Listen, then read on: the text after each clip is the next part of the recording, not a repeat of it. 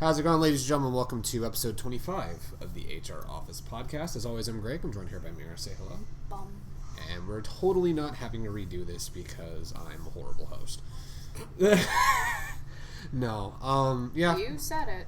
It's my cross to bear, and it's my own issue and my own fault. We're redoing this for very obvious reasons. I do want to apologize for the shit show last night. That was just not good.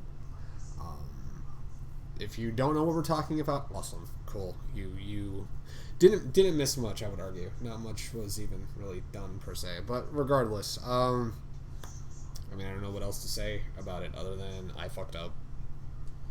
You know. We all make mistakes, but we're redoing it now. You're gonna notice May's not here this time around. She's not feeling well. So. But you may hear some sound. But you can hear her sitting in her room playing Fire Emblem as she tries to get better. Because what other medicine do you need other than playing Fire Emblem and getting frustrated at the same stage and resetting it 5 different times? Which apparently she said just a moment ago that she had redone it 5 times. Are you still on that mission, May?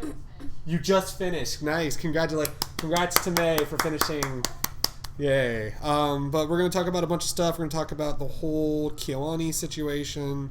Marvel started their Phase 4 announcements. Briefly talk about 3 Houses since May's not on the podcast. More progress on 14. Moments of Madish Rage Quit video games. Unplug from a bunch of different things like new videos that have come out and stuff you can get excited for at the end. So let's go ahead and jump right on into it. So how long ago did the KyoAni fire happen? That was like a couple weeks ago, if I remember correctly. It was after the last podcast. It was. If I remember correctly. At the time of recording this, I think it was like 2 weeks ago. I want to say it was close to 2 weeks ago. 3. Yeah. I'll double check. I had the date at one point. Yeah, I don't. Does the 14th sound right? Was it the 14th? Was it that far back? I don't know. I'm asking. I feel like that the I'm looking it up. I would say I was also gonna look it up. It doesn't matter. So it's fine. I'll let you look it up. But like I was literally already. You were literally already typing it. I do apologize. Rude. I know, how dare I? First I get shit faced and fuck up a podcast the night before when we have all 3 of us here, and now I'm here not allowing you to contribute. To contribute, basically. It was on the 18th. Okay, so Megan's birthday. Okay. Oh, that's awkward. Yeah. So that would place that fire. So on the 18th. Yeah. So that was after last podcast. It's coming up on 2 weeks now. Yeah, but it was after the last. Next month it'll be the 2-week mark. Yep. So but to those who are not aware, those who are not in the familiar with anime and kind of what has been going on, there was a massive fire that broke out. That was basically KyoAni was set on fire.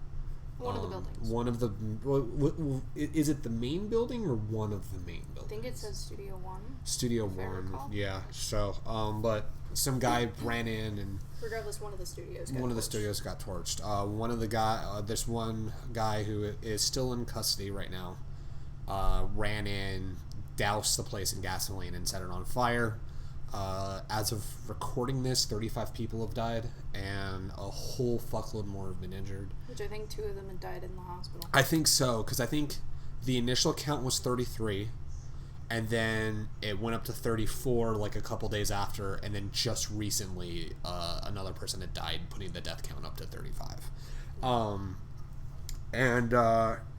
It was, I think what's kind of the most disheartening thing about it, it's all the stories about, there were the things coming out like that they had lost their whole entire back catalog, which apparently I saw the tweet you shared that they were able to find backups of their digital archives, which means not everything's gone, which is, especially to the 35 people who have died, it means their work is not forever lost, which that is very much a good thing. For anyone that owns like the DVDs or Blu-rays of stuff, their work technically is never fully gone. Work's technically never fully gone, but we're talking, stuff in the stuff that's in the works, maybe older content that hasn't been re-released. Or someone's first assignments, or even like tests, or stuff that got cut. Pilots, like test pilots to that were only for like industry people that were never meant to see the light of day. Things that make really interesting like DVD extras when you put it out on a DVD or a Blu-ray, or deleted stuff. It's like that stuff could have been gone forever, but it seemed like a good. I don't know if it's all of the backup, but I know that there was a good chunk that is now here, that they did not originally have.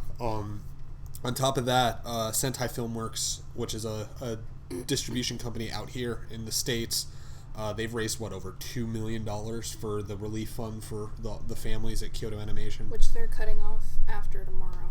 Tomorrow's gonna be the last day for the GoFundMe. Okay, all right.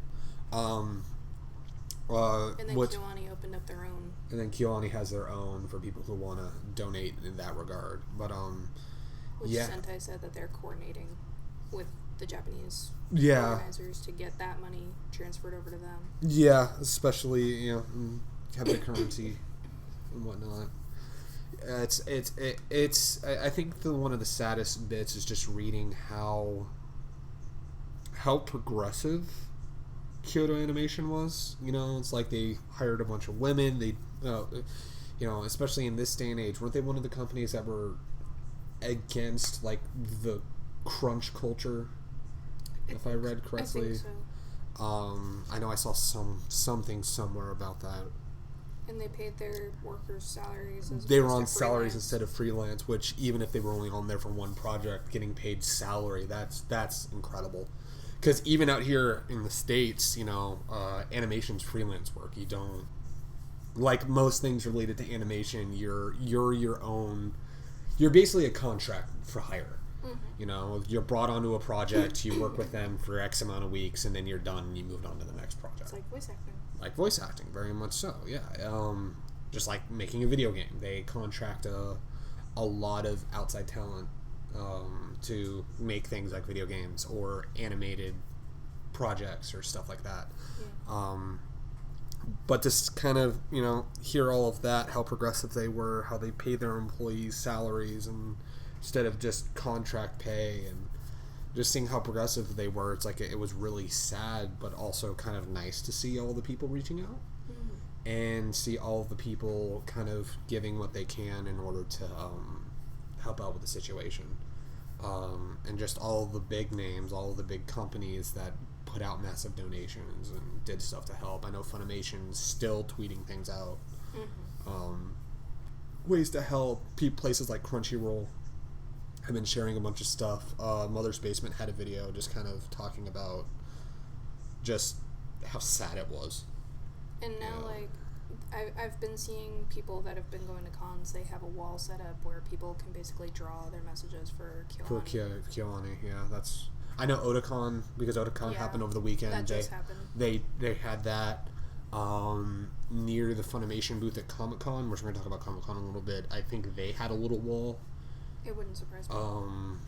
Either them or there was another anime-related company that was at Comic-Con. Could have been Crunchy. Could have been Crunchyroll as well. I don't remember the specific details. But I know that they had a really big thing. But it was... and with any tragedy like that happens, there are things that change as far as content that's allowed and stuff like that. And the big thing I'm going to mention is Fire Force. Fire Force, I want to say it was episode 3, got delayed by both Crunchyroll and Funimation for Western releases, and they didn't even air episode 3 at all in Japan, if I remember correctly. When the initial delay happened, it hadn't been aired in Japan. That I might have to double check. Yeah, I don't know. I know that they made a bunch of changes, but I know the big thing is that they changed the color of the fire now. And there's some dialogue that's changed now as well, which is which I haven't started watching it, so I don't know. I haven't either. All I know is that there's some people that have been watching it that say it's really good, and well, there's a lot of cosplayers I follow that have been reading the manga and they've been getting excited over it. I even know people like Moderately Okay. It's been super hyped watching it.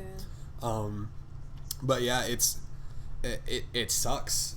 But I mean, it's a disaster. You know, things are gonna have to change. It's just like, you know, all the changes that came to content in America post 9/11, or even go back a little, like a few years earlier when the Oklahoma City bombing happened. You know, when those kind of disasters. Oh, May's crying right now.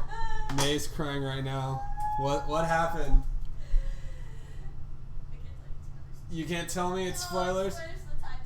Text me. Text it to me. I have a feeling it relates to Dimitri. This is gonna be our podcast. Yeah. So to break up the serious topics. Yeah, we in the middle of kind of talking really heavy, serious topics and stuff. We have May crying over something. It's gonna be really interesting. Well, I'm very interested to see what May has encountered, and then for me to completely spoil Fire Emblem Three Houses on the podcast right now. No, I'm kidding. I'm not gonna spoil Fire Emblem Three Houses. Thanks, Kotaku. Yeah. Oh, I didn't write that down. We'll talk about that when we briefly mention Fire Emblem Three Houses. Huh.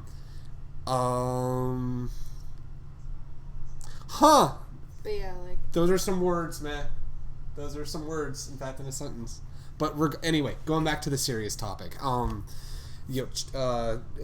Changes like that are going to happen. It happened with all sorts of national disasters have their own kind of ways that they affect media. It was classy on the studio's end and on Crunchyroll and Funimation's end to kind of be like, listen, due to the subject matter of this show, we're delaying episode 3. We're going to figure out, make some changes. The studio's making their changes, and we'll let you know in a future post. Then I think about like a week later, they said, all right, the episode's going to come out. We made these changes. Dialogue has changed, etc., etc. So it's really interesting, kind of, it was a classy move. But I mean, I gotta say, just like at some point, as a creator, I can't imagine like the people creating this anime or like the mangaka who did the manga sitting there and just being like, oh yeah, my series is getting an anime and this happens. It's like it's got to be a real weird experience, to say the least. Especially given the subject material of this series. Yeah. And then for that to happen. It's like, what kind of crazy shit happens. It's horrible timing. It really is horrible timing, but you can't really blame anyone except the one that did it. The disgusting degenerate that did this. But it was a classy move on their end to kind of like, they're not, the show is still going to be going on, but obviously they made changes and adapted and stuff like that, which makes sense. I don't know anyone personally affected by this, but I know there's a lot of families that are personally affected by this. Well, I would say, like, as far as the States go, I mean, just anybody that watched KyoAni. Yeah. Was a fan of KyoAni. Yeah. That's the kind of effect that they've got. Well, I remember they did.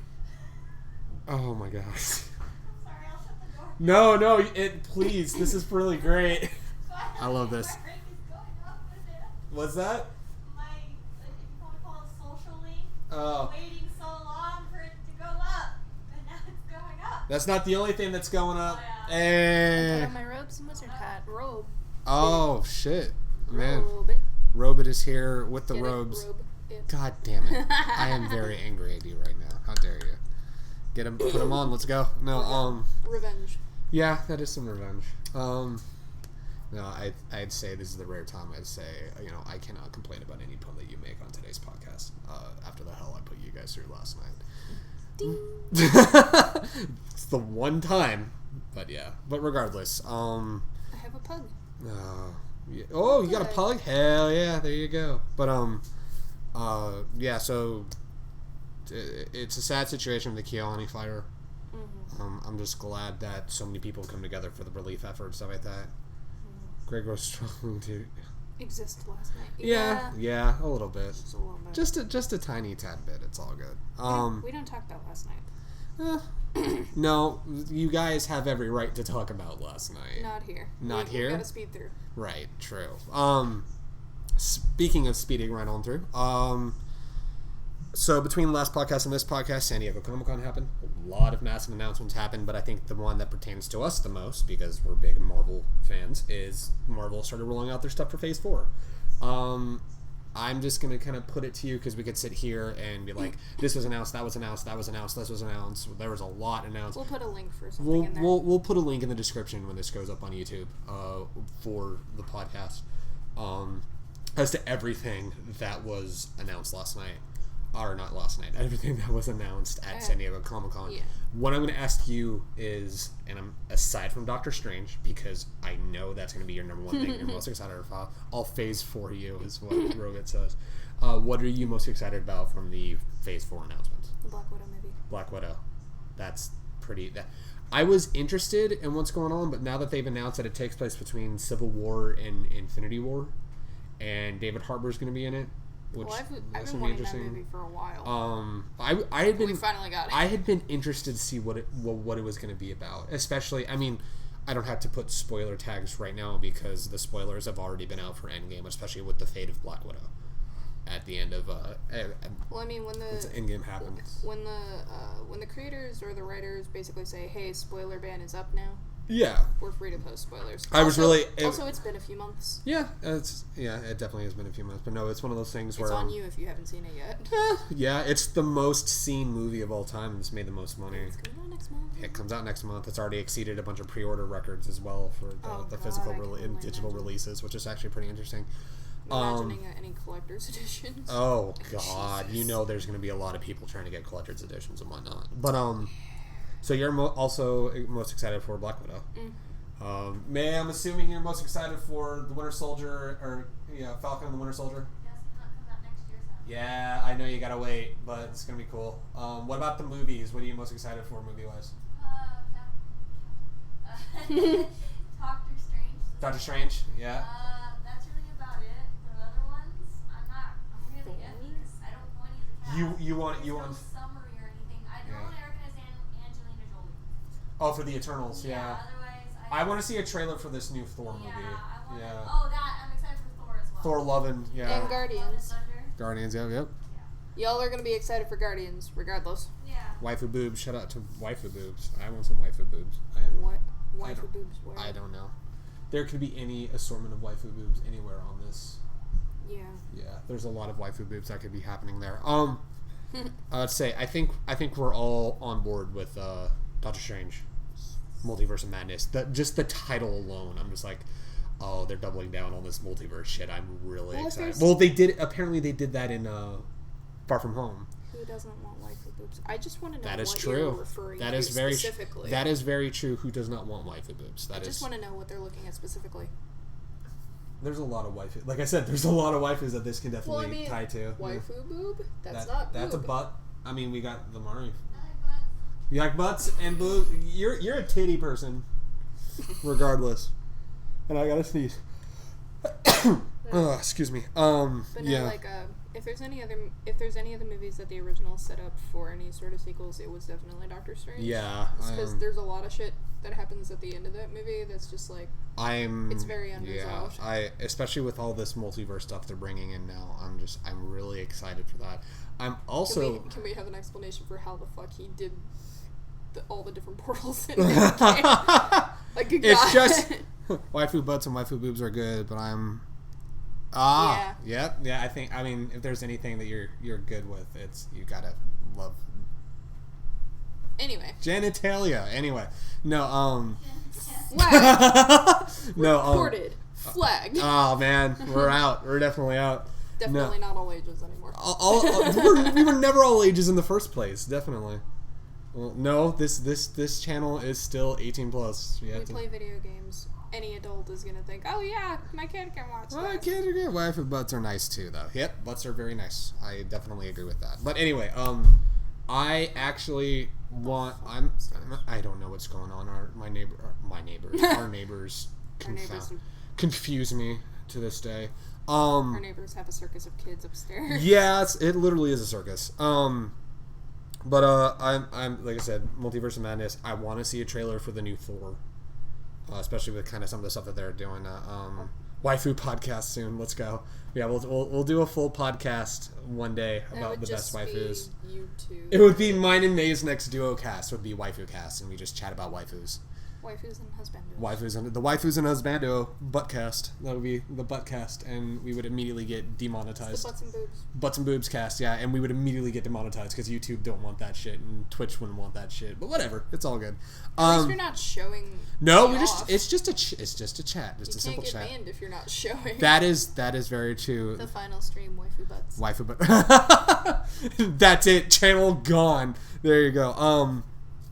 I'm also, especially since Comic-Con, people have reached out to Wesley Snipes about Blade, and he's like, I'm so excited to see what they do for the MCU version of it. And I was like, okay, all right. I'm actually really interested to see what they do for Blade as well. I still thought it was the funniest thing of, like, this whole Comic-Con stuff was happening, and then, like, the next time I go to donate plasma, they're playing Blade on the TV. That's really funny. So that was really funny. I'm literally just sitting there getting hooked up to donate, and, like, Blade is playing on the screen. Really and I'm just funny. like, what are the odds? You're like, what are the odds? Anyway, to answer the question, what did HR stand for? It's for our YouTube channel, Hardest Reset. And we just, because we realized that our initials were HR, we just did a pun on that. So it's the HR office is where that comes from.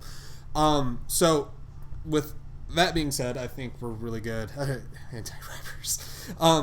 I think with that being said, there's a lot of cool stuff for that. We're excited. I would want to see some trailers for like the Disney Plus stuff, but I will say out of the TV shows they're doing, I'm most excited for Falcon and Winter Soldier.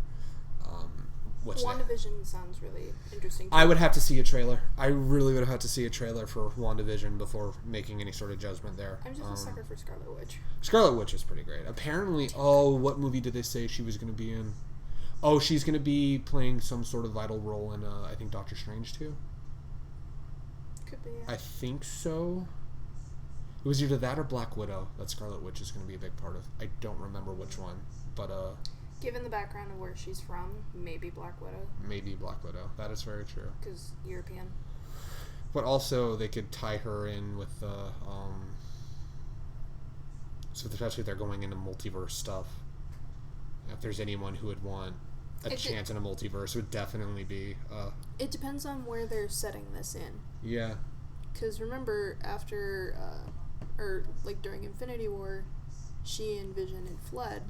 Yeah, yeah, that is true. It could be based over there, which that was over in a European country, if I recall. Could be. Yeah, I want to say they were somewhere in Europe, if I remember. So if it's anything between, like, because they're basing the Black Widow movie between, you know, what was it, Civil War and Endgame? Between Civil War and Infinity War, yeah, that's when the Black Widow movie is supposed to be taking place. And, you know, Vision and Wanda took off after Infinity War. Or, before Infinity War. They took off after Civil War. Yeah. There's a lot of wars that had happened in the So basically, Infinity they could intersect there. They could, yeah, who knows. But regardless, those are the things I'm definitely most excited for. I'll tell you... Regardless, all these announcements are marvelous. God damn it. Okay, yeah. I did this to myself. I definitely did this to myself. Ding. What have I learned? Nothing. I haven't learned a goddamn thing, obviously. What have you learned? Don't do what you did last night. Don't do what I did last night. That is definitely what I learned. So, speaking of last night, we were going to have May on the podcast to talk about Fire Emblem 3 Houses, but we'll kind of do the gauging of it right now. May, what do you think of Fire Emblem 3 Houses?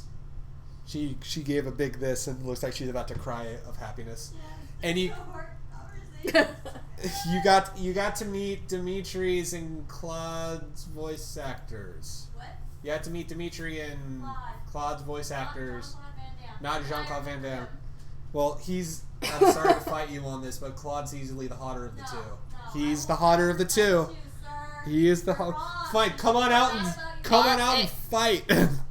Alright. No, you don't. No, let her play. No, you don't have play. to actually come on feel out. bad about your opinion because you're wrong, sir. You're wrong, honestly. Wrong. You always How was it meeting those voice actors, by the way? It was really good. They're very sweet. That's really I love cool. them. That's really cool. And then also, what can people get excited for coming out this Saturday? You're helming a Fire Emblem 3 Houses video. Oh, yes, I am. Yeah, you're putting that all You're together. gonna play, though. Yes, I'm gonna play. And I'm going to choose the correct house, which is the yellow house. Notice how none of us are mentioning that one red house? Oh, Black Eagles. Yeah. That's Suya's house. That's Suya's house? He chose that. He chose Black Eagles. He chose Black Eagles? Yes. And then I asked Brad, I said, because Brad Kane doesn't play Fire Emblem, but I said, but Kane, if you had to pick a house, who would you pick? And he goes, Blue Lion. Then Chrissy goes, is it because you're gay for Dimitri? Good question. Good question. I'm gay for Dimitri, but that's besides the point. But is that gay, though? Yes, it is pretty gay. Okay. Yes. All right. That's fair enough. Fair enough. It just had like total spray in my But KyoAni is face. pretty 10 out of 10, what I will say. That's why is the house I'm going to be choosing when we do the gameplay video. So look forward to that. Thank you for joining us on the podcast, man. Alrighty, so that is our topic for Fire Emblem Three Houses. Oh, Nate, come back out real quick. What do you think of the progress we've made in 14? How are you enjoying Shadowbringers? The areas are really pretty. The music is fucking awesome. The music is really music good. is incredible. The boss battle music gets me hyped up every time. Right, dude, that sick Makes me wanna riffage. punch 100 bees. Yeah, just 100. Yeah, 101's too much. That's too many. That's one Yeah, too many. but Only 100. 100. 100 is your limit Yes. per fight. Yes, per fight. Only 100. Only 100. There you go. Because if you go to 101, it turns into Dalmatians, and you really don't want to. You don't want to Yeah, punch I don't wanna Dalmatians. fight No, Dalmatians. not in the Dangerous. least. Yeah, I'm thorough. Those are too cute to fight. You don't fight Dalmatians. You want to know what you do? You give them love. You pet every single Dalmatian, obviously. Yep. I'm enjoying it a lot. This is easily shaping up to be the best expansion that they've done yet. I love it. It's really great. We already hit Thancred, and I'm happy. I thought I was going to see him until way later in the story, and we already got him. And Not Talos and Jeffy though. yeah, I know. Rip. But it still is Thancred, though. It still is Thancred. Ow! Which, speaking of that, it was so weird when we were doing Duty Roulette. We did main scenario, which are like the really big ones with the unskippable cutscenes. Mm-hmm. And we did the one from A Realm Reborn. I forgot about Thancred being evil at one point, and I forgot all about the A Realm Reborn voice acting and how that sounded. And it was a really weird, like, blast from the past. I mean, it was good, though. It was really weird because I'm now so accustomed to the current voice cast. There's, like, going back to the old voice cast, you're just like, well, shit, that's right. There was an old voice cast. But no, it was actually pretty cool. I'm thoroughly enjoying 14, and it's, Shadowbringers is good shit. 10 out of 10, 10 out of 10. But I'll tell you what's not 10 out of 10, and that is rage quit moments in games. Oh, I was like, where are we transitioning to from there? Well, that's the only way that I can really transition out of that. Regardless, so rage quit moments in gaming. I would argue last night's podcast was your guys' most rage quitting moment in any sort of moment in life. Not even in games, just in life, in general. Just it's a topic that came up over the weekend of games that had moments where you got so angry that you said fuck this game and we're done. I would say I'm starting with you, babe, because you're the only other one here. You're the only other one here. Start running through some of your most rage quit moments in games. I'm gonna put a pin in that because that's gonna transition into your rage from the Sega Genesis Disney games video. Regardless. Apparently, May is Mira now. I know, right? Apparently May is Mira. Regardless, what are some of your biggest rage quit moments in games? The bathhouse in P4. What about the bathhouse specifically makes you anger? It's really hard, and I got stuck, and I was just like, fuck this. It's hard just like kanji for all the gay shit. The only reason I didn't go back and finish it is because I was borrowing it from a friend. Right. And they wanted their copy back. So when I got stuck there, I was just like, well, I guess I'm not finishing this game. It really Here be you like go. that. It really be like that, honestly. The fight in P5 when you run into... I think he's called the Cleaner, if I remember correctly. The hitman dude. Yeah, The dude that can fucking take you out in one hit. Yeah. I was on... Was that when you I was on easy mode when I was doing that. Was that and he when you took had... me out, and I got so mad, I just dropped it down to safe mode. Was that when he, was that with the guy that, when Makoto joins the team? No, this is on the ship with Shido. Oh, on the ship. Okay, yeah. I know exactly what you're talking about. One of my most rage quit moments in gaming is dealing with Makoto in Persona 5 because I fucking hate Makoto. I'm sorry, not sorry, Persona 5 fans. Makoto is easily the least interesting and worst character in Persona 5. Easily. Hands down. I didn't give a fuck about her, where she came from. I didn't give a fuck about her plight at all. And I think this is probably no surprise to anyone ever because I'm a huge Ryuji fan. And I've realized if massive fans of Ryuji hate Makoto, massive fans of Makoto hate Ryuji. And it's a really interesting dichotomy. It's something that I have noticed. But regardless, go ahead and keep going. Okay. When I played Ocarina of Time on the 3DS, the water temple area made me angry. Oh, and they made it. They made the water temple easier in the 3DS version, but I never but played it's the original. yeah. I would say water temple in OG OOT is just Like, I didn't get to play the infuriating. original games, aside from, like, the demo disc for Wind Waker. oh, Wind Waker's so good, but Wind Waker's also on my list too. I'll talk about that in a moment. Yeah, definitely. Trying to think. I feel like we had a Didn't you longer conversation.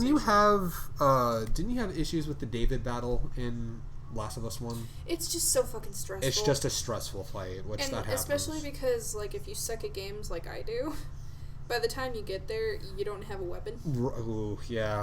And so you're basically having to rely on hiding everywhere. Using your knife and stuff. Throwing bottles. Yeah. Fuck that. Yeah. I'm looking through our messages because I cannot remember the fucking... Well, while you're... Oh, Kingdom Hearts 2, when I had to fight Zoldan. Okay, tell me... God, I fucking hate that battle so much. Fun fact, I've only played the first 5 hours of Kingdom Hearts 2, so go ahead and explain to me why this fight's bullshit. So, when you fight Zoldan in 2, you're back at the Beauty and the Beast world, okay. right? All right. And Zoldan has this thing where he's kind of like a sniper enemy.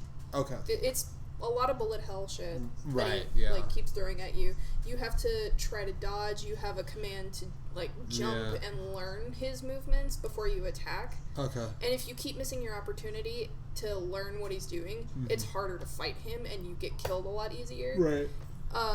Sometimes Mickey will be able to hop in and, like, regain health for you, but you have to keep him alive long enough to build up more health to give to Sora. Oh, okay. And if you're real bad at games like I am, it's really hard. Right. And it was just... that battle in particular, I think that made me even more angry than the Ansem battle at the end of the game. Oh, okay. Because, like, fuck that shit. Since you're on the topic of Kingdom Hearts, Also, Monstro in the original game was just ridiculous. Here's the thing that we talked about. It's so easy to get lost in Monstro. You had issues with Monstro. You had issues with Alice in Wonderland. Wonderland was just collecting evidence. Right? I had issues with Tarzan. I got lost in the fucking jungle. I really did. And then, fuck that Ansem fight. I was stuck on that fight for about 1.5 to 2 years. Submit. Yeah, no, I hear those cutscenes in my nightmares, and I hear the word submit in my nightmare. But at least you can skip them in the remake. Yeah, but I was playing the PS2 version. The remakes were like a gleam in Square Enix's eyes at the time, so I was playing it on Trust me, I was there too. my PS2, and I hate it so much. And if I hear those cutscenes one more goddamn time, I'm done. I do not like that. That's why you're gonna play the remix version, where you can skip the cutscenes. I think I've vowed that I never want to play Kingdom Hearts 1 again, especially with how different the But you can controls. skip the cutscene. Well, you don't have to do it anymore. How rudimentary the gameplay is compared to like 2 and 3 and stuff like that. It's like there's things that are in the other games that aren't in 1 that are going to be very difficult to go back to. Well, I mean, yeah, but at least Square like listened to complaints about the controls and they made That's them better. true. They did make them better. It's not like they kept the scheme for 1 into 2. True. Because if they had done that, 2 would never have been my favorite. True facts. Because those controls were ridiculous. Yeah, I totally. I know I had a moment that wasn't rage quit per se, but it made me throw my controller when I played Until Dawn. Oh yeah. Because it's one of those what's the Silent Hill game that changes depending on like answers you give or something, things you experience. Silent Hill. I don't know. Was it Downpour maybe? Might have been. It was one of the Silent Hills that I did not play. It's one of those things of like you do something and the game like changes depending on what they you do. change depending on what you've done or how you answer something. So if you've played Until Dawn, you'll know that there's cutscenes like in between each episode where you talk to the psychiatrist or your therapist or whatever. I forget what he's called. Creepy McCreepo is what I like to call Uncanny him. Valley McFace dude. Uncanny Valley, yeah. But he has you go through these like little tests of like, you know, who do you trust, what do you fear, what about this picture makes you uneasy or whatever. When he was doing the things of like which of these make you scared the most. Oh yeah. If you pick something often enough when the option comes up, he'll make note of that, and whatever the 3 final options that come up are, they implement them in the game somehow. Yeah. So if you're scared of like scarecrows, they'll implement like a really creepy looking scarecrow in a cutscene when Yeah. it's around the corner or something. One of mine was spiders. Yeah, I Being an remember this story. arachnophobe, this is the worst outcome it could have ever had. I remember this story, yeah. So I think I was controlling Chris, I believe. And I had the flashlight, and I was going down this hallway, and you have to turn a corner into this next room. Yeah. And when you rounded the corner, the camera view switched to like a security cam Yeah, looking okay. thing. Yeah. And as soon as it did that, a spider crawled across my screen. Oh, yeah. Yeah. And at first I didn't realize that it was in the game at first, because it's just this shadow of a spider crawling across your screen. So I just like threw my controller. I was like, no. Like, nope, not today. Time to burn the house down. Yep, time to fucking burn the house down, absolutely. That was the fucking worst. I hated it. See, rage quitting moments in games. I have a lot. You talked about Catherine at one point. Oh, the full, and I'm gonna be re-experiencing Catherine in September, but the whole last level, because that game doesn't hold your hand at all. Regardless, it's a difficult game to begin with, especially with all the kind of puzzle solving and stuff. I want to talk about stuff that I hear in my nightmares. The word undo. Because when you have the option to like go back, it's like undo, and it's the amount of fucking time I had to undo shit and go all the way back to the beginning and like, redo the puzzle all over again. It's got the same trigger that submit does. Yes, yeah, very much so, very much so. That was Trying to look at games now. As much as I love Wind Waker, the whole last portion where Tingle keeps taking your whole inventory to translate one section of map, and you got to do that for all 26 fucking pieces. That was stupid. I hated that. I already talked about Kingdom Hearts. Didn't Wind Waker also have a thing about a necklace The necklace wasn't too bad for that me. you had to like collect pieces for? You had to collect pieces for a necklace. That was more tedious for me. Okay. I mean, some people said it was difficult, and there were some things for that necklace that were kind of on the more difficult end. Oh, there's one I forgot. Which one? Life is Strange. Oh boy. Towards the end of in the last episode of the game, you have that section in Max's Nightmare. Oh, yeah. Where you have to avoid getting detected by the lights and all the other people yeah. walking around like Mr. Jefferson. Yeah, okay, yeah. That was... It's so fucking hard, and you have to collect bottles to get to the end of this part, and they're just in... This path is confusing as is, and when you think you're going the right way, a character will turn around with their flashlight and just fucking spot you, and then you have to rewind back to try and get around them. Yeah. And the amount of times that I had to rewind just to keep, trying to progress to this next part, I was so angry. One of mine. I almost looked up a guide. I was that mad. one of mine. It was an easy one, or not easy one. It was a simple thing. It wasn't necessarily because it was hard. It was just a matter of technology being stupid. Final Fantasy 13-2. I was in the final battle with Caius, and 5-starred the second phase of his fight. Nice. And I was like, hell yeah, let's go. Screen goes into the next cutscene. In the middle of the cutscene, my TV screen went blank. I looked down, Xbox red ringed. So I had to completely redo that whole fight over again.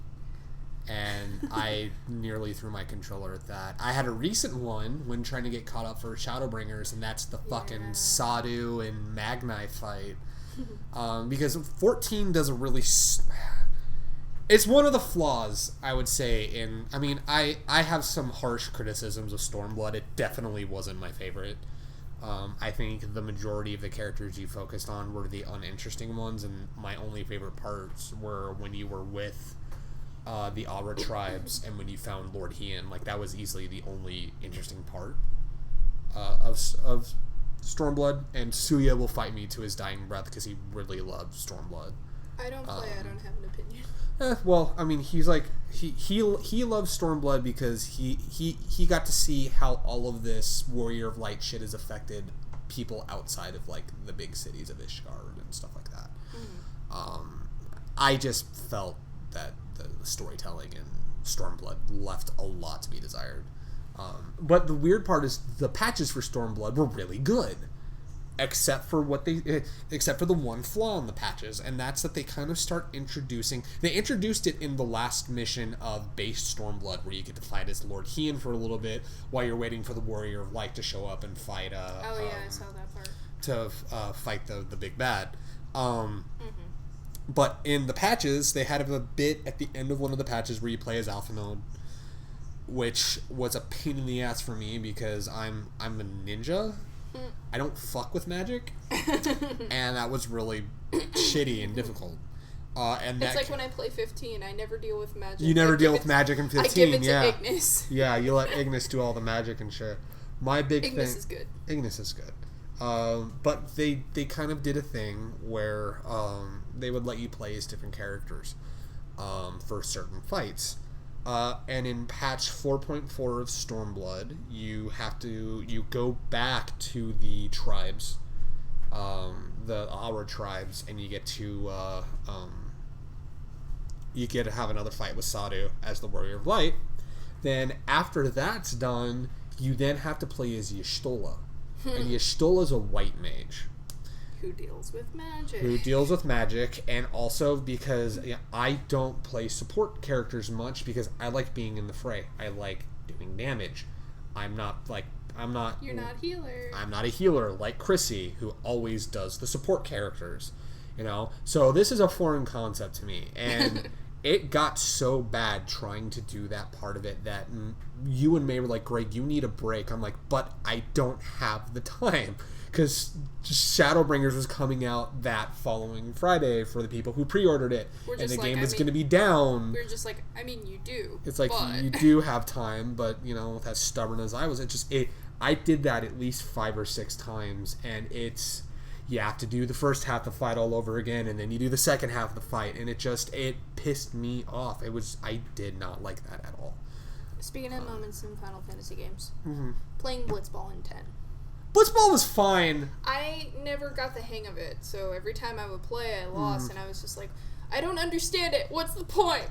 The best part of Blitzball was the little kid that says he wants to be Blitzball when he grows up. Well, later on in the game, you have to play an actual match of Blitzball. Yeah. No, I'm just saying that. And I was just sitting there like, fuck, I don't know what I'm doing. Well, I mean, you gotta... And every time I would shoot, it would just get deflected, and I'm just like, I hate this game. Like, I can't sport ball good, even if it's a fake sport ball. I can't sport ball. I can't flirt with the ladies. Ooh, yeah. I can't shoot enemies while on horseback. Yeah, you trying to play Red Dead 2, and you just can't. I'm trying. It's so funny. I'm trying to shoot wolves, and I'm fucking missing. You're missing time. Hardcore. But then I found out the little trick. Just run them over with my horse. Yeah. It's the only way I can kill them. Yeah, basically. Otherwise, I just keep missing and wasting ammo. Like, I don't have enough funds to get the ammo back. Right, yeah. But actual people, fuck that shit. Hey, Matt, what are some of your biggest rage quit moments in gaming? Lion King. Other than Lion King. The glitch in Dragon Age, that's the thing I immediately think about. She had a glitch where, because there's... She couldn't finish part of the quest. Well, what had happened was, so there's 3 what are, like, big main quests in Dragon Age Origins. But they branch off into, like, more complex quests for each area you go to. And you had completed the other 2. The Mage Circle was the last one you needed to do before she got to the next quest line. So there's an option once you complete the Mage Circle, the Mage Tower quest, to either see yourself out yourself. Like walk out. Walk out yourself, or have the game take you out of the main circle. Teleport you back. So she chose to teleport back. Well, when she teleported, there was a glitch that it didn't bring out somebody with her so she can finish up the quest line. So that quest soft locked, so now she can't complete the game. And she had spent so much time in that game. I remember those angry text messages you sent me. It was like, my game fucks. It's so bad. I felt so bad for her. Yeah, I felt so bad for her. It was yeah, that sucks though. Yeah. I'm noticing there's a bunch of glitches I've had in Witcher 3. Yeah, your playthrough of Witcher 3, you're just like, is this supposed to happen? I'm just like, I don't think so. Because there's been a bunch of quests that I haven't been able to complete just because, like, some of them, I guess, just finished on their own or something, or I didn't trigger it correctly or whatever. But every time I looked at a guide to see if I accidentally, like, fucked up the game, it never answered itself. Right. But, there was one, like, really weird thing that we experienced, and you had to kind of look something up. Yeah. I don't even remember what happened. It was just something really weird with the menu screen. Something happened. Yeah, where the like it wouldn't let me. It wouldn't let you click start to get to the main menu. And well, no, it was stuck on the main menu. It just wouldn't let me go to play the game. That's what it was. Yeah. A lot of the side quests in Witcher 3 are time sensitive. Yeah, it's. Well, there's a few of them that, like, I realized later on I wasn't in the right spot, even though the map kept telling me I was in the right spot. Yeah, there's some weirdness in some of those quests where you're just like, you go to the right area, but then you go, like, a few yards the other direction, and you're there. There's one quest in particular where I have to meet this dude at either a tavern or an inn or something. Yeah. But the map keeps telling me that I'm in the right spot, but when I went to go figure out where the quest would take me, it's on a different island entirely. Oh, yeah. So I'm just sitting there like, why is the map marking that this is the spot when it's not even on spot, and it's not the spot, yeah. Like I'm on Skellige right now. Yeah. And I needed to go back to I needed to go back to Velen, I think. For that particular quest. But the map, for some reason, in the area in Skellige I was at, kept telling me, this is the spot you need to go. And it kept saying, like, nearby, like, right in front of you. And so, like, some of these quests I would just fail because I just kind of decided not to keep going with it. I'm just like, I can't figure it out. The game can't figure it out. Whatever. The game was very confused. It's not even part of the main story. It's a side quest. I don't give a fuck. It was telling you... So if you complete a certain part of the main quest, other side quests will go away. It was telling you to fast travel. It probably was telling you to I don't know. It's... I don't normally play games like that. Yeah, true. So I'm just like... No, Robit brings up the, once you get to certain parts of the main quest, other side quests will go away. I had a part specifically way back when I was playing Witcher 3. I finished up in Skellige, and it was getting ready for, like, the end game kind of quest line. And all of these quests in my inventory were now like, you can no longer complete this. You can no longer complete this. It was really funny to see that. Well, because I went back on some of the quests to try and level up a little bit. Because some of the, like, for example, the Witcher contracts that I kept taking out, some of them were really high level. Like, at the time, I was maybe level 20. And some of these were, like, level 25, level 30. And I'm sitting there like, I can't do these yet. I'm gonna fucking die. Let's go back and do some of these and get experience. Yeah, very much so. And just... some of these side quests were just ridiculous. I didn't have, per se, any really bad, like, game ending glitches in Witcher. I didn't come across some interesting glitches. They weren't game ending for me. It was just sort of like, well, I can't do that quest, I guess. The menu issue was a little game ending because you couldn't start the game. But aside from that... But we figured it out. We did figure it out. It was weird that in my whole time playing that game, I never encountered that at all. I tried looking it up, which is weird, and apparently it was like a PlayStation only issue, apparently, which was really weird. Just my luck. Yeah, right. Just play a good game. Instead. Well, I mean, what, like Fallout 76?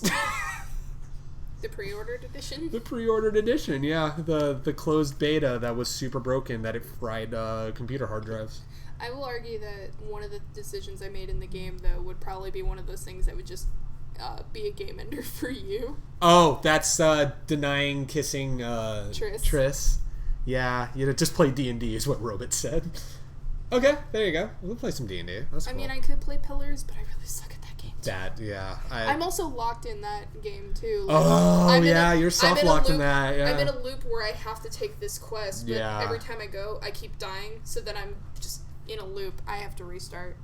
I'm gonna go walk my cripple ass down to San Burrito and slap you. Hell yeah. Let's go. But no, just, like, with Triss, that whole situation, I was just like, this is morally ambiguous, and I really don't want to do that, because I know I've said it before, but, like, she was drunk, and she made it very clear she was drunk. Yeah. But she's leaning in for a kiss, and I'm sitting there like, no, I don't want to take advantage of her. This is just really bad. But she wanted that dick, though. I know she did, but I'm sitting there like, fuck. The thing is that from an actual real life perspective, no, never take advantage of anyone who's drunk. And and the thing is, like, I saw Geralt as someone, like, despite some of the ambiguity, like, with his choices that he has, he's still kind of an honorable person to a degree. To a degree. I would say to a degree. So I'm sitting there like, he wouldn't do that, would he? So I was just like, no. And then Triss just leaves. Yeah. Yeah, you messed up. And then I accidentally... And you also made the other, like, decision to start romancing Yennefer. I'm like, you're making all of the wrong choices in Witcher 3. No, I did it on accident because I didn't understand what the prompt was telling me. Sure you didn't. Oh, wait, you're the one who can't flirt with women and kill her is dead. No. There was a prompt where it was something along the lines of, Robot said, I fucked both Triss and Yen. Okay, I've been with Yennefer, and I've also been with the witch lady. Was it Kira or something? Kira, yeah. I forget her name. I've been with those two so far. I fucked so many hookers in the brothel. Oh, I did that too. Yeah. I never thought I'd be able to high five my girlfriend. But no, over fucking hookers in a brothel. Well, because here's the thing. For Yennefer, like in the very beginning of the game, Geralt has a sort of line where he makes reference to the unicorn. I literally fucked anyone I could. But I didn't understand the context of the unicorn. Oh, so later on, when you meet Yennefer again, it had the prompt to, like, kind of investigate the unicorn or something like that. And I picked it because I was just sitting there like, I see it in the back of the screen, and I was just like, oh, that looks really cool. And apparently the game was just like, no, you want to bang Yennefer? And I was like, no! You're like, no! Too late, the scenes are happening. Rowan said I got every single unique romance. But no, too late. The scene was happening, and I was just like, no! Well, the unicorn romance, See, you missed out on the best. You missed out on the best fuck though, because you get to fuck Triss in a fucking lighthouse. It's pretty great. It's pretty great. I mean, you get to fuck the witch on the beach. So that is true. You do get to fuck the witch on the beach. Delving into how to fuck women in The Witcher. Ladies and gentlemen, thank you for coming to our fuckcast. Tune in next week where we'll talk about how to... You're like, I regret everything. Cut the... Now you want last night's podcast to go up instead. This was the wrong time to look at my phone. It's the wrong time to look at the phone. Anyway. So May's other rage-inducing moment was captured on video. And it was... the wounds are still fresh. May, how angry are you still at with The Lion King, and why does it make you so angry? Because it's impossible to beat. Well, I mean, have you tried getting good? Yes, I've tried getting good. She even tried the code. That's true. You did try to go. Nope. That was the hardest. That is the hardest I've ever laughed in a hardest reset video, and I think the hardest I've laughed in a video that we've worked on in a long fucking time. Because people have seen me rage at games in the past and get angry at games, but seeing just the genuine anger that May had. She made the comment. I think that's the first time that she's actually raged. It's the first time that she's raged in a video like that. And I thought I was getting her because I misheard. I thought she had issues with Aladdin as well. And she's like, no, this is my jam. I remember sitting in my seat going, oh, fuck. Okay. I feel like we needed that, though, just because, like, wasn't it... It was a false sense of security. Well, no, because wasn't it, like, she played Gargoyles, then Aladdin, then Lion King? She went... Toy Story, then Gargoyles, which it was really funny being like, oh, I only got to the castle on Gargoyles, and that was the beginning of the game. the very beginning of the game. I like gargoyles. Only got a few minutes in. Got a few minutes in. I was laughing at that too. That was really good. Then Aladdin, she was killing it with Aladdin. I'm just like, oh shit. But it paid off so much with that. She needed that feel good. She needed that feel good before the just pure venom that was her vitriol of the Lion King. So that was easily one of the funniest things we have ever done. At her expense, you know, but it was still pretty great nonetheless. And then on top of that, we had a new episode of the Homebrewers that went up on Saturday. How are you enjoying what's been going on in Homebrewers? I was not. I told Brad this after the stream. I literally was not. I did not think, because I thought this was going to be the getting back to town kind of.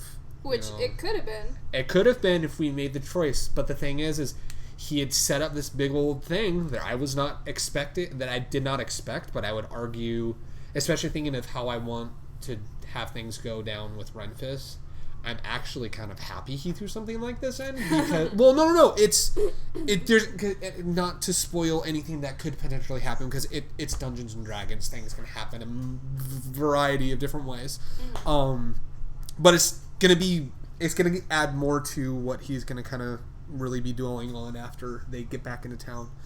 Yeah. It's crazy. It's really cool. We got fucking direwolves. I had my first night of disadvantage. You had your first night of disadvantage, which was not fun. Although I'm gonna have to get used to it. Yeah. Because you got that book. It's not gonna be the last time it happens. No, you got that book. Just means that Amaryllis is gonna have to eventually read that book. She's just gonna be doing that in her spare time. Yeah. Just so we don't take up a whole session of her reading the book. The thing for me is that, you know, we know you have that book as players, but the characters don't know you have that book yet. So I'm having to be very careful, because I was, in the last session, I was going to make a comment about, is it because of the book? And I realized Renfis doesn't know she has a book. Gregory knows that you have a book. That's why you need to probably make a note. Yeah. I have it in my notes that Ren doesn't know. Ren doesn't know about the book, yeah.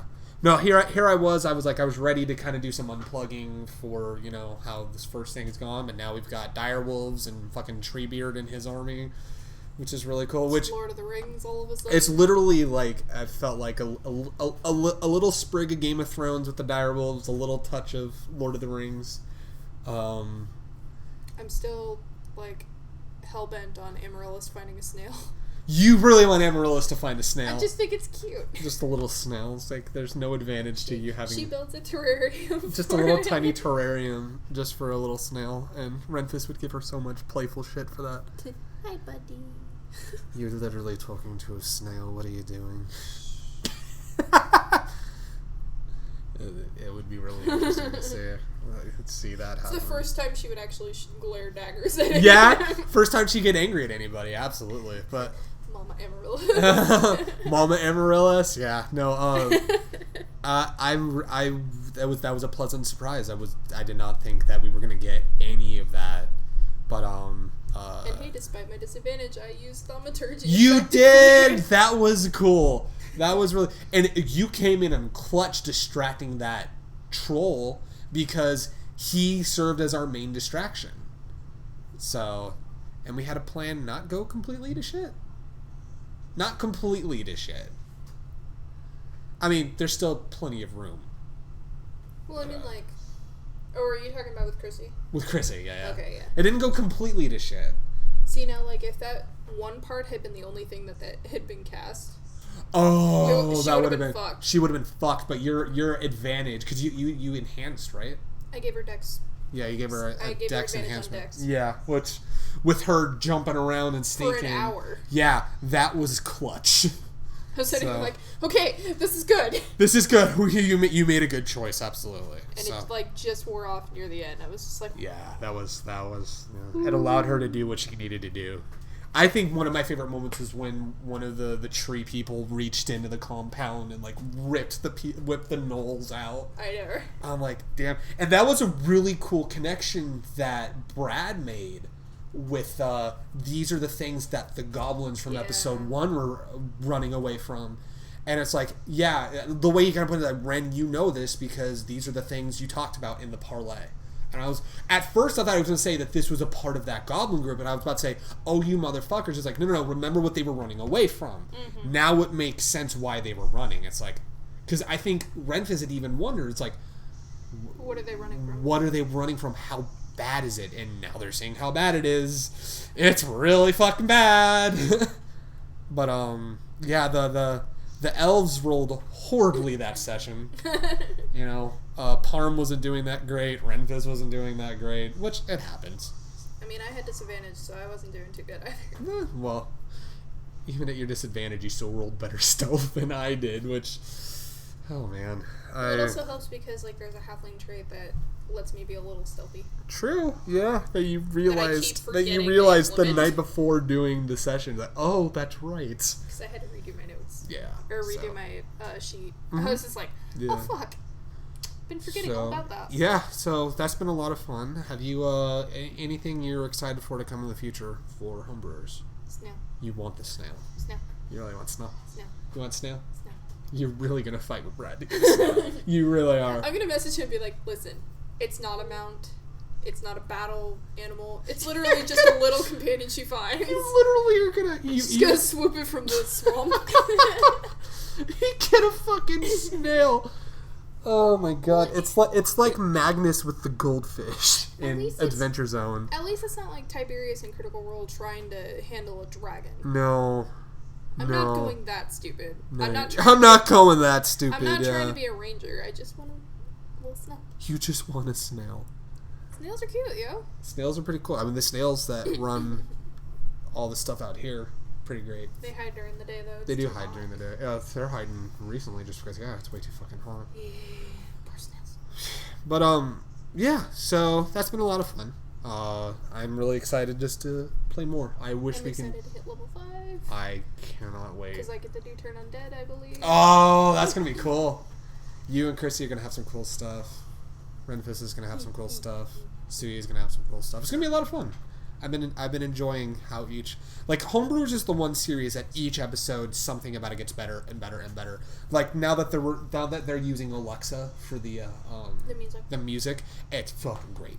That's really cool because it's also a lot easier. It's a lot easier because Brad just has it connected to his phone and he's got the tabletop music app going on so he can put on whatever he wants and is feeding through Alexa.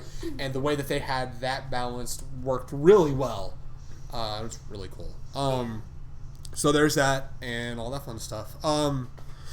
It kind of comes to the end of stuff. I have one little interesting topic, just a short little thing. My pulling away from Instagram recently and just kind of dwelling on putting focus on other things, which is why I'm way more on fire with the YouTube stuff right now. I've talked in the past about my disillusion with the cosplay community. I think for every good person, there's 20 horribly toxic and horrible people.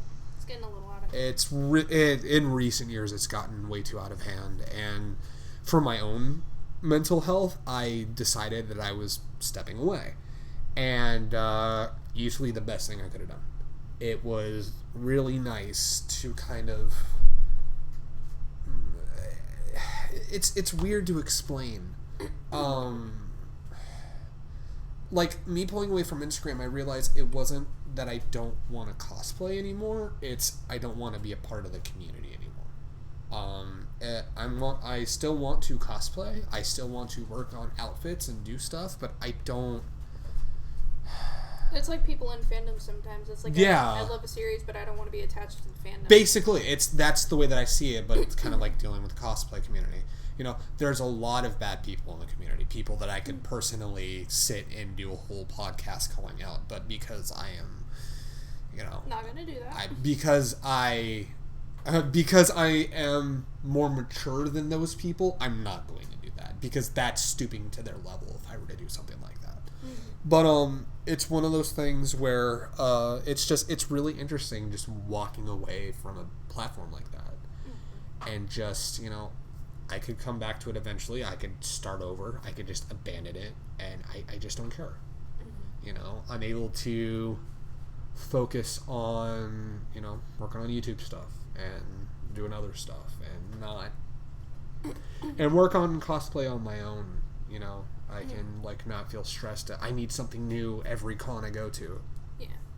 I could just do whatever the fuck. It was just something interesting, and I don't know, because I know you're still on Instagram. The only reason I ever even go on Instagram is when you say, hey, I sent you something on Instagram you need to check out, so I'll go check my messages to see what you sent me, but that's it. I don't know what the fuck people are doing on Instagram right now. I don't know, nor do I care. Posting stuff. They're posting stuff, yeah. But it's just that's been a really, really interesting thing. It's been kind of going on for me personally, and it's working wonders. I feel free to create stuff I'm passionate about again, and I don't know what it was about just being on a simple social media app that... Well, social media apps are draining. They really are, yeah. There's still plenty wrong. There's still plenty of things I gotta work on and deal with, i.e. why were we recording this podcast? No, it's just it was one step in the right direction finally, and it's really nice, and I don't feel stressed. I could just abandon Instagram altogether and just post photos on Twitter, which could work as well. Frank Gallagher. Shout out to Frank Gallagher, who just threw a follow, and thank you very much. Hello. Hi. Hello to the... It's really... I can't speak. Yeah, is it Bruzzy GM? I think that's what it says. So it's really far away, and there's a reflection. It's also purple text. It's also purple text on a black background, so it's a little hard for us to read. That is a little bit on the harder end. But yeah, that's just a really interesting thing. And it was really it's really worked wonders, and I encourage people to try it, because you never know. Mm-hmm. You could abandon a social media app and find that you're better off without it, which is cool. But yeah, I think that's about it. Come see us at Animanga on Saturday. I know at least 5 of us are going to be there. You're kind of up in the air because we don't know what your work schedules are going to be like. Yeah, because I start a new job tomorrow. You start a new job tomorrow, but or if you're watching this on YouTube, you started a new job today. But aside from that, it's I gotta go, but I'm gonna follow you. See you guys. Thank you very much for the follow, my dude. You guys take care. I just noticed there's a little Yoshi. Yeah, it's I made sure that anytime anyone follows the little Yoshi. Oh, that's with so Mario. cute. Yeah, it's my first really, time seeing that. it's really. I that's why I have it up there. It's actually really cool. It's okay. We're gonna be ending really. Perfect timing. Yeah, we're about to wrap up here anyway. A good hour-long podcast. Yeah, come. At least the 5 of us are going to be there. Depending on your work schedule, all 6 of us could be there. We're hoping, but regardless, come hang out. Come say hello. And come enjoy a nice little Diet Coke with me, which would be nice. But well, just because I'm specifically. Because you have a nice cold soda pop on a hot day. That's all you need to do. It's really good. But what if they don't want Diet Coke? They can get whatever they want. I'm a diabetic, so I have to have the diet. Yeah. No, you made it sound like they had to get a diet. Yeah. Oh, you don't know if they gotta drink what I have to drink, which is really ice cold Diet Coke. Get that soda pops. No, we know Diet Dr Pepper is the best. But why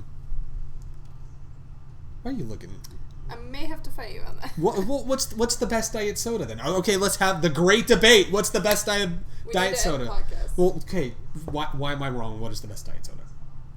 From what I've been tasting, either Diet Coke or Coke Zero. I mean, they're good choices. Also because when I worked at the college, Dr. Pepper was kind of my staple drink of choice, and I kind of got tired of the taste after a while. How can you get tired of the deliciousness of all...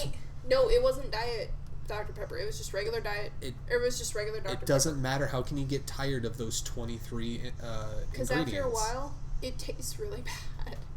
If that's just all you're drinking. I'm going to fight you on that. I could live on just Dr. Pepper if I was allowed to have regular Dr. Pepper. I'm going to make this the food equivalent. You've worked at pizza places. Yeah. I worked at Domino's. You probably got sick of pizza after a while. I got sick of Domino's pizza specifically, which I never really liked in the first place, but yes. Well, that's basically what happened with me and Dr. Pepper for a while. Well, I will have to... Because pretty much, like, that was the only thing I was drinking for a while, and I was just like, okay, this is not tasting good after a while. I need to change drinks. Because otherwise I'm just going to be like, oh. True. Very true. But anyway... Regardless, come see us at Animanga. Tune in Saturday on youtube.com/artistreset for a brand new episode of the content that we make. It's going to be May's going to sit me down and have me play Fire Emblem 3 Houses, which will be really cool. And then the week after that, it's going to be our Animanga vlog, and we'll be working on new content from there. So it'll be a lot of fun. Come see us at Animanga. Come hang out, have a good time, and good quick podcast, and we'll be back. As far as Animanga goes, we'd only be going Saturday. We'd only be there Saturday. That is true. Make that clear. Yes, that is very true. We will be there on Saturday and only Saturday. So come see us on Saturday at Animanga. I know it's a 3-day convention, which I could have swore it was 2-day, but when I went and bought the tickets, it's 3 days, not 2 days. But yeah, come hang out with us on Saturday at Animanga. It'll be a blast. Jump in, be in a video, meme it up, and have a good old fucking time. But yeah, come see us, come hang out, come have a good time. Look forward to more content coming to Hardest Reset. And tune in 2 weeks for our 1-year anniversary of the HR Office podcast. We'll be talking about our favorite memories, none of which will be last night. No. I already apologized in the beginning. There's no excuse.